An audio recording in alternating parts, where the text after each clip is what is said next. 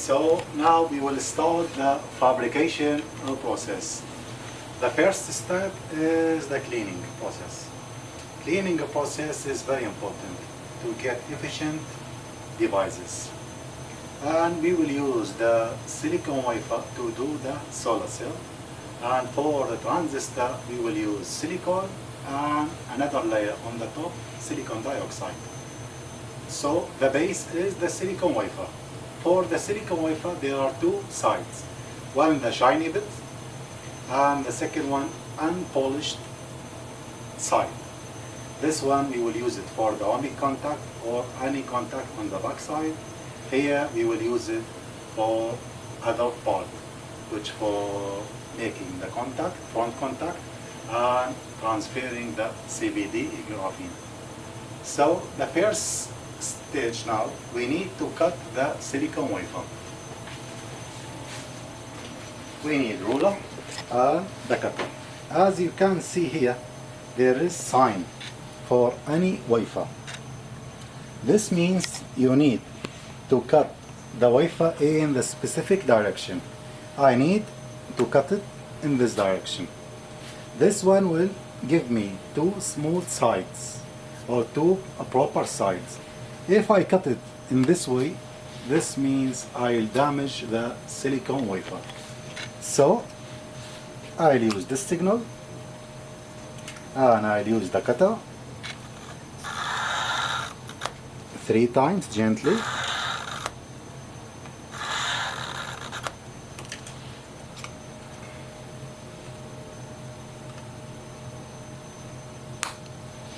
Now I got 2 sides. Now if I need to get samples like this, I need to keep doing with cutting the same direction like this. Then I'll show you this side.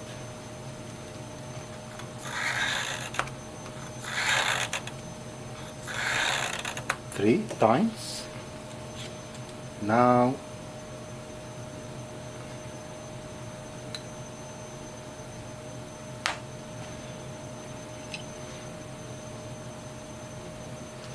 I can cut it in this direction to get some samples. So now I have 2 samples. I need to clean them. We have a specific procedure for the cleaning. I'll show you how to clean the sample. The polished side, usually you need to face it on the clean room tissue. This is specific for a clean room, called a clean room tissue. This will not make any contamination. So I'll handle the samples by tweezer or by hand because I'm going to clean them. After cleaning them, I cannot do this process. I have to use tweezer for this. Now we will see the cleaning process. Now I can place my sample here. So what is the cleaning process? The cleaning process involves 2 steps. First one, to remove organic and inorganic residue from the box. You will get some contamination.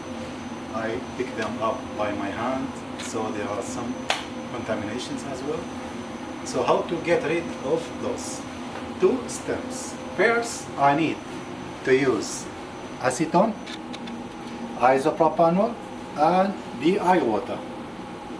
In this procedure, we will remove organic or any possible inorganic.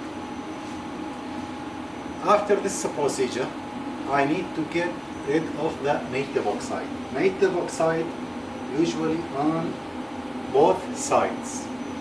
When this silicone prepared, there are some oxide layers on the front and at the back. This will not make efficient solar cell, so I have to get rid of them.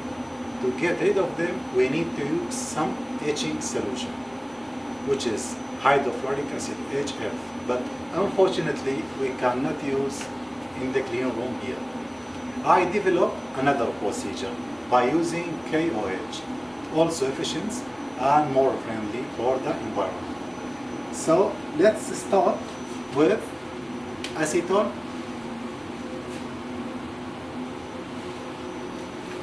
This is the sample here, and another sample here. I need to keep them 4 minutes in each petri dish. Here I have 2 petri dishes for acetone. 4 minutes here, 4 minutes here. After that, I need to get the residue of the organic and inorganic also for acetone residue. So I'll use 2 petri dishes with IPA, isopropanol. Also 3 minutes in each petri dish. After that, I'll use DI water to remove any residue obtained from the IPA. So here 3 things we need to remember. When you use acetone, after it you have to use IPA to remove the acetone residue. After that, the DI water to remove any kind of residue or contamination.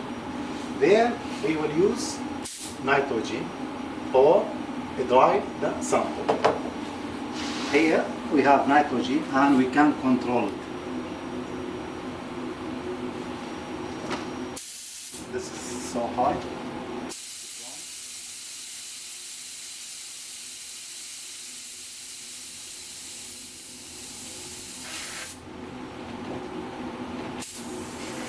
This is good enough.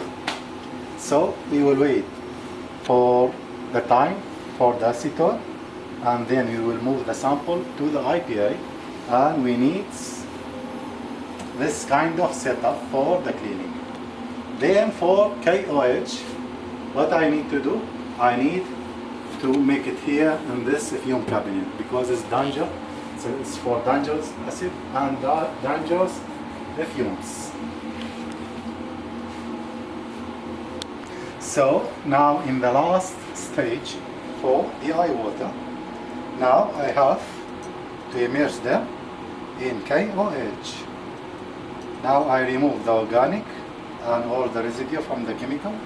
Now I have to put each sample in KOH to remove the native oxide from this side and the back side. I need to immerse the sample for 1 minute.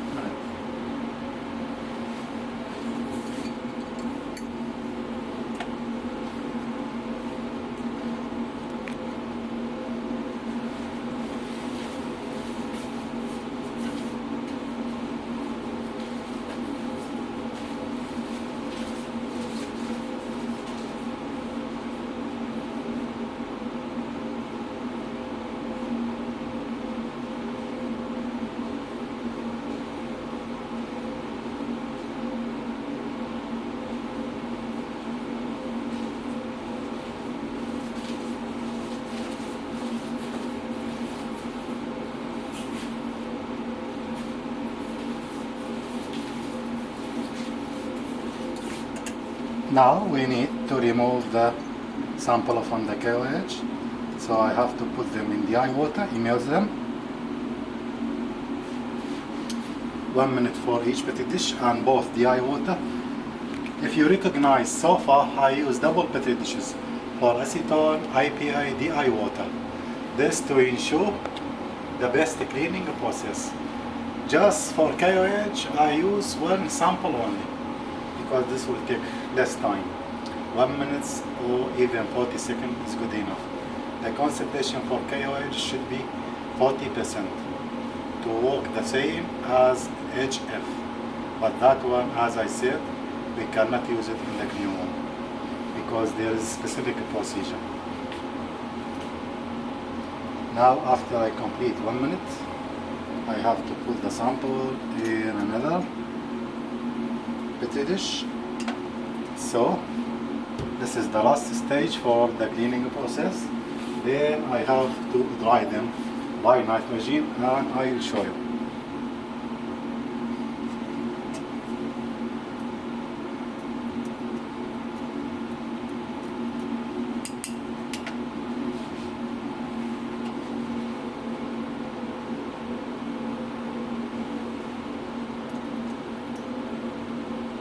Good thing to do, you need to shake the petri dish if you want to make a proper cleaning, an efficient one, and will take less time if you shake it for at any stage.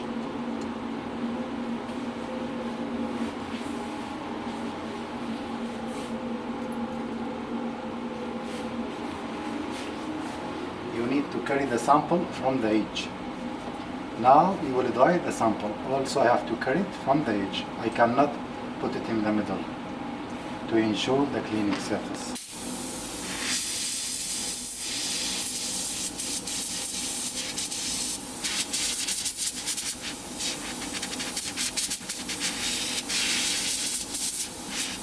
Now dry the first sample. Now I do for the second sample.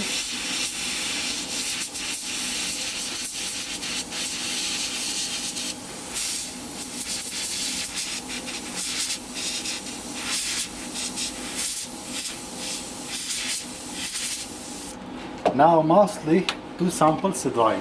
If I want them to dry finishly at the last stage, I can use the oven at 100 Celsius for 1 minute. It will be completed and ready for next stage. Now we finish the cleaning process, and now we are going to work on lithography process.